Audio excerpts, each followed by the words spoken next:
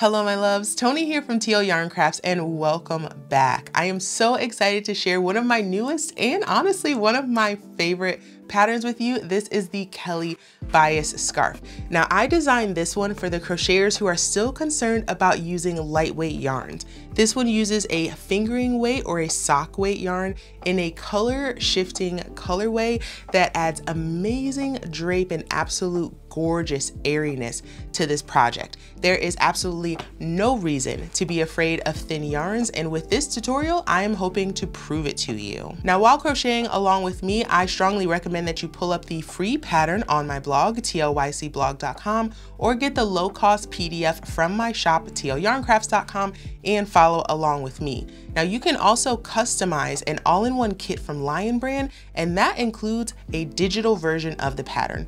All of these resources are linked down in the description, and if you are excited like I'm excited, let's talk materials.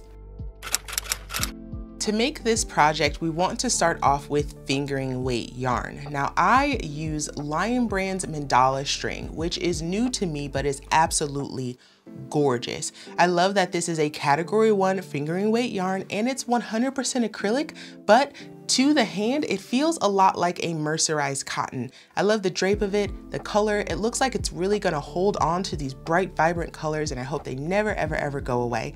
And it's nice that this yarn is also machine washable, so super duper easy to care for. Now, if you're using the same exact yarn as me, you're gonna need 3 skeins of Mandala string, and that's gonna end up with a 70-inch long scarf. If you want yours longer or wider, you're going to need a bit more yarn. Now, you can swap in any fingering weight yarn of your choice. You'll want to have somewhere around 1,050 yards to complete your project to the same dimensions as mine. In addition to the yarn, you're also going to need a 4mm crochet hook. I really love this one from Clover. The rubberized handle and the metal tip help me go super duper fast. Then you're going to need a pair of scissors, a tapestry needle, a tape measure, and a kitchen scale, as well as blocking supplies. Now the kitchen scale is mostly optional, but I think it's definitely helpful if you want to keep track of how much yarn you're using throughout your project. And you're going to see what I mean in just a bit. Now let's jump right in, starting with section 1. Our scarf is created by working a series of sections. So section 1 is our increase rows. So we're going to start down here right at the bottom with just a few stitches on our hook, and we're going to increase on both ends until we reach the width that we want for our scarf, which in this case is about 12 inches. Now, once we reach the width that we want, we're going to start increasing on one side and decreasing on the other side. And what that's going to do is start allowing us to create straight edges on the side of our scarf. So that's how we start to create the length. Now, once we reach the length that we want, we're gonna get all the way down here to our third section, which is our decrease section. So once we've gotten that full length up to here, we're going to then start decreasing on both edges, and that is going to help us close up our scarf. So that is section 3. Now, the scale is because we're working off of 3 skeins of yarn and we want to maximize how much length we get out of those 3 skeins. So after we're finished creating our increase section, we're going to weigh how heavy that was and how much yarn was used to get to the width that we want. And then we want to work the body until we have that amount of yarn left, and that's what we'll use for the decrease. So it will ensure that we have enough yarn left for our decrease. That's why the scale is optional. If you just want to eyeball it, you certainly can, but this is a lot of work to just be experimenting with and ripping it out. So to make things a little bit easier, I would recommend having a kitchen scale. Now let's start some increases. To make things a little bit easier to see, I will be using a heavier yarn and a larger hook. And if you're curious, the yarn that I'm using for this tutorial is Lion Brand's Lazy Days, which is a lovely 100% polyester that I gave a 10 hook rating to because I can't get enough of this stuff. It is a little bit slippery if you're planning to use it, but for the fabric it creates, I think it's totally worth it. Alrighty? So to get things started, we're gonna start by making a slip knot, placing that on our hook, tighten down, and we're going to start with a chain 4. So yarn over the hook, pull through the loop for 1, here's 2, 3, and 4. And that starting chain 4 counts as our first double crochet, these 3 chains here. And then this one counts as a chain, and we're actually going to work into that chain in lieu of making a magic ring. So after our chain 4, we need to put 2 double crochets in that 4th chain from the hook. Here we go. There's 1. Yarn over and insert into the stitch. Yarn over, pull up the loop, 3 loops on the hook.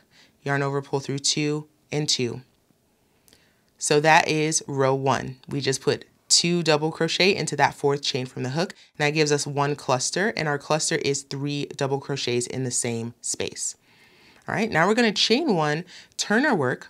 We're going to put 2 single crochet here in this double crochet that's right at the base of our chain.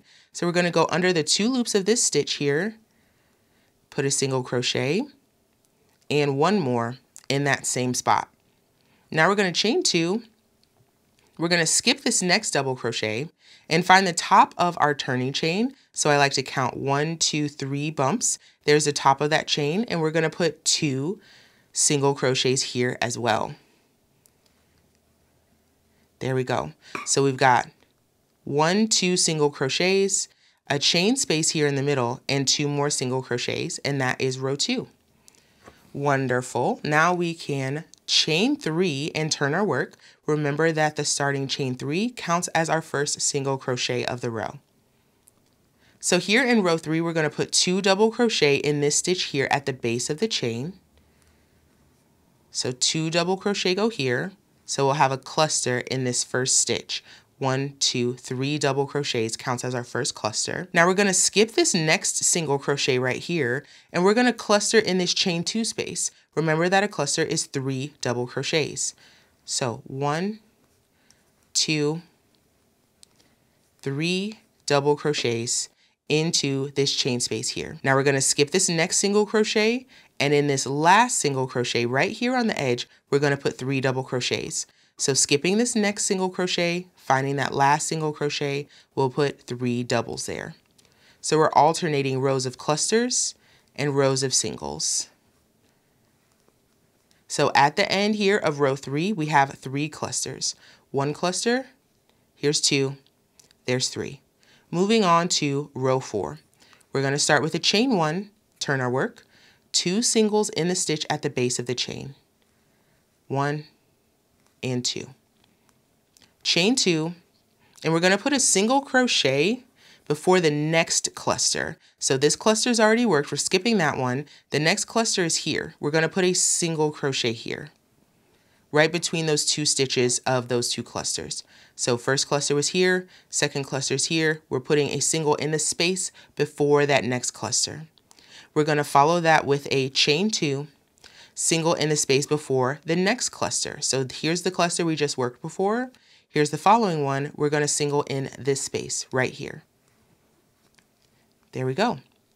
Chain 2. We're going to skip 2 double crochets, find that turning chain, which is right here, and we're going to count up 1, 2, 3 chains to the top of that turning chain, and we're going to put 2 single crochets there.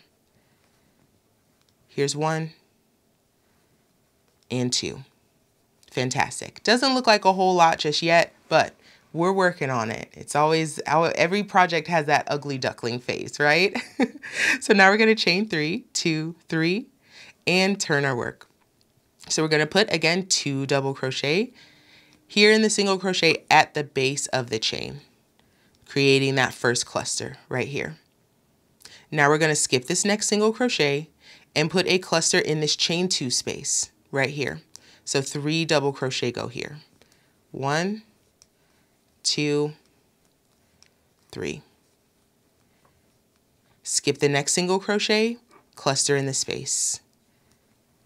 1, 2, 3. Skip the next single crochet, cluster in the space. 1, 2, 3. Now we are at our last single crochets. We're going to skip this next one and put 3 double crochets in this very last one. So that's how we increase on the edges, putting a cluster in that last single crochet. There's 2 and 3. And there are row counts in the pattern, so I hope you're following along as we do this. But at the end of this row, we should have 5 clusters. So let's do a quick count. 1, 2, 3, 4, 5. We're on the right track. Okay, let's keep going. Move on to row 6. Chain 1, turn our work. 2 singles in the stitch at the base of the chain. 1 and 2. We're gonna chain 2 and single in the space before the next cluster. So since we know we have 5 clusters, we know exactly where those single crochets need to go. So they're going into the space before the next cluster. Here's the next cluster, here's that space before. Single here. Chain 2, skipping these 3 double crochets, single in the space before the next cluster. Chain 2, skip the next 3 double crochets, single in the space before the cluster. Again, chain 2, skip 3, single in the space before the cluster. Right here at the end, we're going to chain 2, and then we're going to put 2 single crochet in this turning chain here. So we're skipping these 2 doubles, 2 singles in the top of our turning chain. So we can count up 1, 2, 3 chains, and a single goes here. And we'll put 1 more. So 2 singles in the turning chain of that last cluster.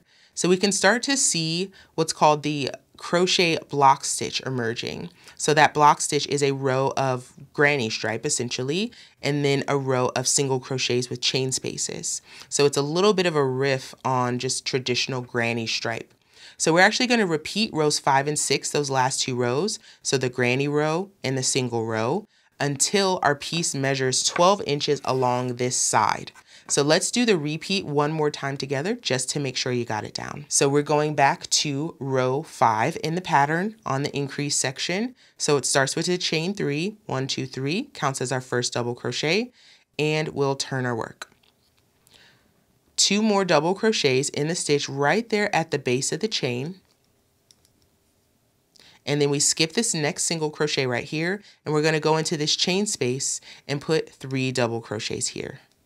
1, 2, and 3. Skip the stitch, 3 doubles in the space, so a cluster in the space. 2, 3. Skip the stitch, cluster in the space.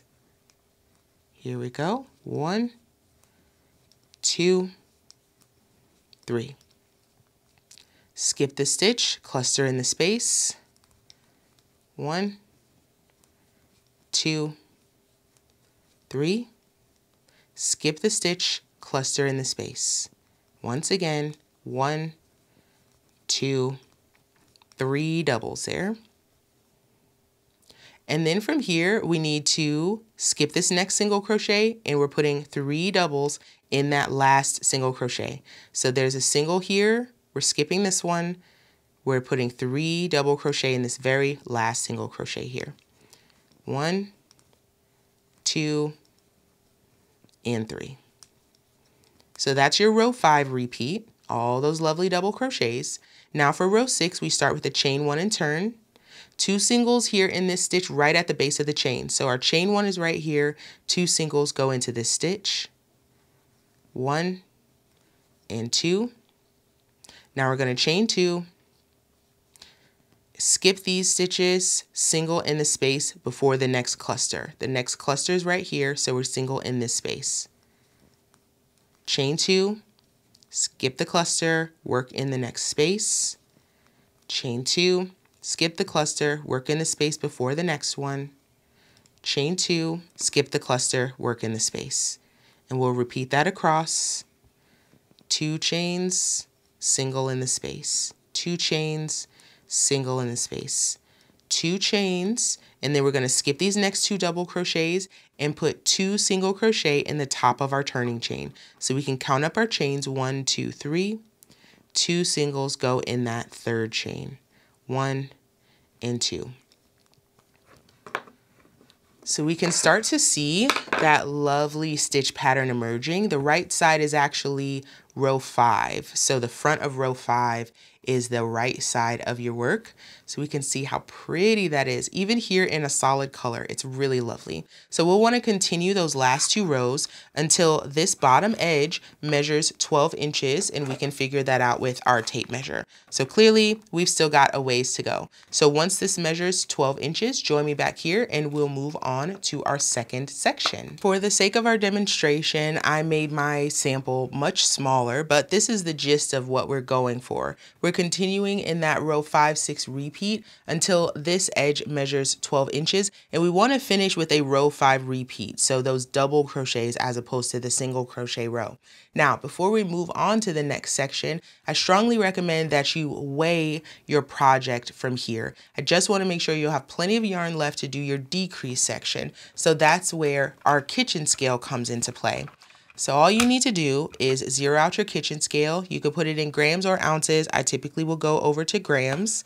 And then I'm just going to take my piece and lay it on the scale and see how heavy it is. Of course, this is a smaller sample, so this is only 15 grams. But in the original pattern, I used about 35 grams of yarn here for this increase section. And I made a note of that for myself in the pattern to make sure I had at least 35 grams of yarn left when I finish the body section, which we're about to jump into. So that's just a quick heads up. Again, this is not a necessary step, but I do find that it helps to alleviate a lot of headache later down the line, okay? So just write down that number, and as you go and you get into that third skein of yarn, stop when you have at least this much yarn left. Now, let's move into section 2, which is the body rows.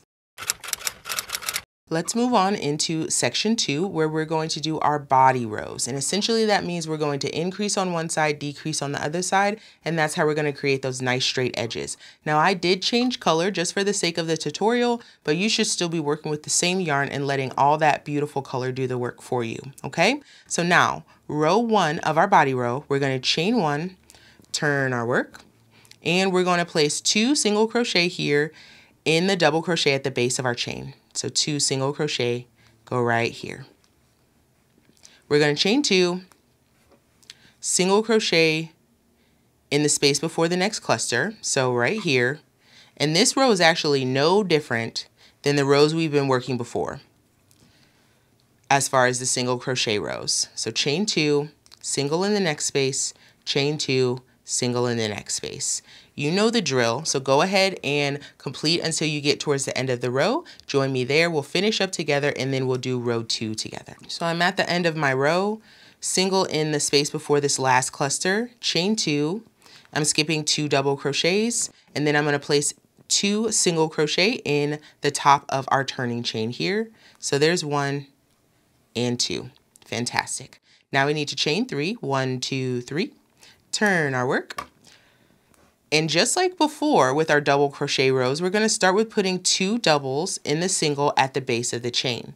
Now a lot of this row is going to feel similar to the last one, but it's not exactly the same, so don't get comfortable. We're going to skip this next single crochet, 3 doubles go into the next chain space. 3, cluster in the next space, 1, 2, 3, cluster in the next space, 1, 2, 3. So we're going to repeat that across. I want you to join me when you get to your last chain space right here, and we'll pick things back up together. I'm working my way down the row. I've got a cluster here going into this chain 2 space, and then I'm going to arrive at my last chain 2 space. So I reached my last chain space right here. So what I want to do now is I'm going to skip this space as well as the next single crochet, and I'm going to place a double crochet in the last single of the row. So this is different than what we've been doing before, and we are creating a decrease here. So skip the chain space, skip the next single, double in the last single right here. And this creates the decrease and helps us turn the corner to create those straight sides. So that was row 2. Let's move on into row 3. So we're going to chain 1, turn our work. We're going to skip this double crochet right here at the base of the chain, but we are going to place 2 single crochets in this space right before this cluster. So 2 singles go here. Alrighty. And now we're going to jump right back into our normal pattern for our single crochet rows. Chain 2, skip the next cluster, single in the space before the following cluster. Chain 2, skip 3, single in the space. Chain 2, skip 3, single in the next space. And we're going to repeat that across the row until we get towards the end. Join me when you're up there. We'll finish up the row together. So we're working our way up. I've got my chain 2, single in the space before that last cluster. Chain 2, skip 2 double crochets, 2 singles go in the top of our turning chain right here. There's 1 and 2. Fantastic. Let's move into row 4. So that starts with a chain 3, 2, 3, and it begins just like our previous double crochet rows have started. We're going to put 2 double crochets in the stitch here at the base of the chain. We're going to skip this next single crochet. Cluster goes in the next chain 2 space. Into the space. It's really easy to grab some of those other loops, so just be careful of that. Be really intentional about getting your hook down into the space. There we go. And we're going to repeat that across the row, putting a cluster in each chain 2 space down the line. So cluster in this next space. 1, 2, 3 doubles. Cluster in the following space. 1, 2, 3 doubles. Repeat that all the way across until you get towards the end here to this last cluster. Join me when you get there and we'll finish up the row together. So we're down towards the end of our row. I've got 2 chain spaces left. So I'm going to put a cluster in this next chain space. 1, 2, 3. And now I'm going to skip this next chain space as well as the next single crochet, and I'm going to put 1 double crochet in this last single of the row. So that's our decrease there. Just like that. So you can see now that we've added a few more rows that we have very clearly turned a corner, and we've got a straight edge happening here and a straight edge happening here, but we're still working on the bias by increasing on this edge and decreasing on this edge. So now I want you to repeat these last 2 rows, rows 3 and 4, until your piece has only 35 grams of yarn left in your 3rd skein. So whatever amount was used to create the increase section, you want to make sure you have that much yarn left before we move into section 3, which is our decrease rows. So I'm going to add a few more rows on my sample here, and I'll meet you back here to do some decreasing. I added a few more rows to my body section. It's looking really good. And now let's move into our decrease rows. So section 3. I again have changed color just for the sake of this demo, but you should be working with your same color. And at this point, you should have 35 grams of your mandala string left, or whichever yarn that you're planning to use. You should have the same amount of yarn left as the weight of the increase section, okay? So moving into the decrease rows, we're starting with row 1, so we should be on one of our single crochet rows. So we're starting with a chain 1, turn our work. Just gonna tighten these down a little bit, make sure everything stays nice and neat. And we're gonna skip this double crochet right here at the base of the row, just like we've been doing before, and put 2 single crochets into that space before the next cluster. So right here gets 2 single crochets. Now we're going to chain 2, skip the cluster, single in the space before the next. Chain 2, skip the cluster, single in the next space. Just like before, but we're gonna do these rows together just to make sure everything stays on track. Chain 2, single in the space before the next cluster. Chain 2, single in the space before the next cluster. All the way across the row until we get to our last cluster. Because remember, here in the decrease rows, we're decreasing on both ends of our work because we're going to come to a point. Chain 2, single in that space. Chain 2, single in this next space. And now we're at our last cluster. Now when we reach that last cluster, we're going to skip these next 2 double crochets right here, and we're going to single crochet in the 3rd chain of our turning chain. 1 single crochet goes right there. All right, and that's how we begin to turn this last corner to start closing things up. So now we're going to chain 3, 1, 2, 3, turn our work, and now we're on to row 2. So we're going to skip these 2 single crochets, so this one here at the base of the chain and the next single crochet, and look, we've got a chain space here, and we're going to put a cluster there. 1, 2, 3. Fantastic. And we're going to repeat that down the line. Cluster in each chain 2 space until we get to our last chain 2 space. 2, 3 doubles there. So nothing has changed as far as what happens in the middle of our rows, but you're going to notice your rows are going to start to get shorter. And after all that work in the body section, I'm sure you're due for a bit of a break. So we're going to let these rows get shorter and shorter by decreasing on both ends. So continue putting your clusters in your chain 2 spaces, just like this. 3 doubles go here, and 3 doubles in our next chain 2 space, all the way across until we get to our last chain 2 space. Almost there. 2, 3 doubles. Let's see, 2 chain 2 spaces left. So this one's going to get 3 doubles. And now we're at that last chain 2 space. We're now going to skip this chain 2 space and one of these single crochets and double crochet in the last single crochet of the row. And that's how we'll decrease on this side, just like we've been doing before. Okay, let's do a few more rows together. So chain 1, turn. We're now on row 3 of our body section. We're going to skip this double crochet at the base of our chain and put 2 single crochets in this space here. 1 and 2. Chain 2, skip the cluster, single in the space. Chain 2, skip the cluster, single in the space. Chain 2, skip the cluster, single in the space. And you guessed it, chain 2, skip the cluster, single in the space. We'll repeat that across until we get to our last cluster, which is not going to take us very long at all. Chain 2, single in the space, chain 2, single in the space. Now we've reached our last cluster. We're going to skip all 3 of these double crochets here, and we're going to single crochet in the 3rd chain of our turning chain. Just 1 single crochet goes there, okay? So we're going to repeat these last 2 rows until our working row has just 4 single crochets in it. So let's do rows 2 and 3 together once more, okay? So row 2, which is our cluster row, we start with a chain 3. We're turning our work. We're skipping these 2 single crochets. So there's a single crochet here at the base of the chain, and there's a single crochet right next to it. And we're going to go over to this chain space here, and that's where we're going to start our clusters. 2 and 3. 1, 2, 3 double crochet.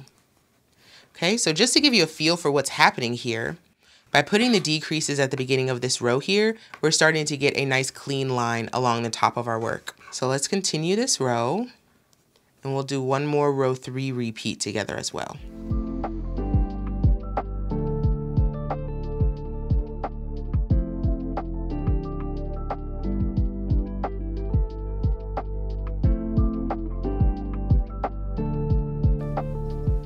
Okie dokie, we are now at our last chain 2 space, which is what we're looking for. We're going to skip that chain 2 space and the next single crochet, find that last single crochet of the row right here, and put a double crochet there. Fantastic. Oh, it's looking so good. And now a row 3 repeat together. Chain 1, turn. We're skipping the double crochet at the base of the chain here. 2 single crochets go into this space. There's 1 and 2, and now back into our chain 2, skip the cluster, single in the space before the next. Chain 2, single in the space before the next cluster, chain 2, single in the space before the next cluster. Chain 2, single, chain 2. I really enjoyed working on this project as I was designing it, because it's just another one of those really simple, like once you get the hang of the repeat, you can just go and go and go, move and groove with this. It's so fun. So now we've made it to our last cluster here. We're going to skip these 3 double crochet, single crochet in the 3rd chain of the turning chain. So skipping all of this right here, single in the top of that turning chain, just like that. So we're getting a nice edge here on the top of our work. So repeat these last 2 rows until you have a single crochet row that has 5 single crochets in it. And then join me back here. We'll finish the last row together and talk about our finishing steps. I continued on in my work and I have 5 single crochets in this row. So 2 went into this space here.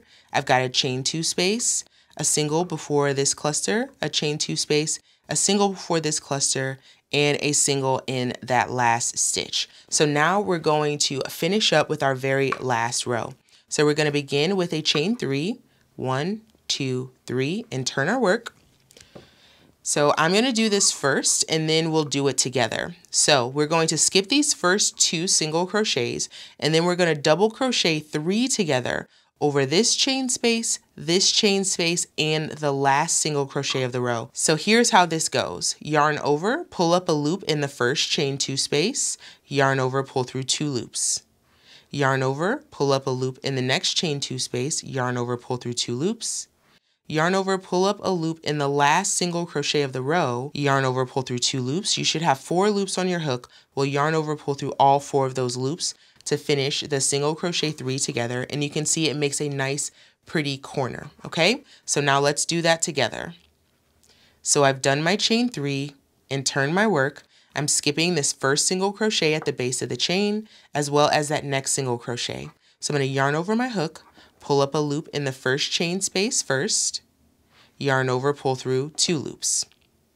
Yarn over, pull up a loop in the next chain 2 space, yarn over, pull through 2 loops, then yarn over, pull up a loop in the last single crochet of the row, yarn over, pull through 2 loops.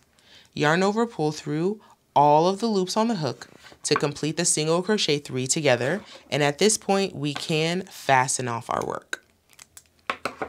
Pull that loop up and out, and look at that beautiful corner. Oh, it looks fantastic. At this point we'll want to weave in our ends and pin our piece to shape.